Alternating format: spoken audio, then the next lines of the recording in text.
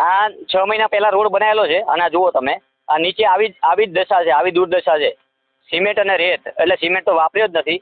આ જોઈ શકો છો તમે, અહીંથી જ ખબર પડે કે અંદર જે મેઇન રોડ છે એની નીચે પણ આવી જ માટી છે અને આવી જ સિમેન્ટ છે. એટલે આવા જ કામો કરે છે. અહીંયા બનાસકાંઠામાં પ્રધાનમંત્રી યોજના મુખ્યમંત્રી સડક યોજનામાં સરકાર કરોડો રૂપિયાની ગ્રાન્ટ આપે છે.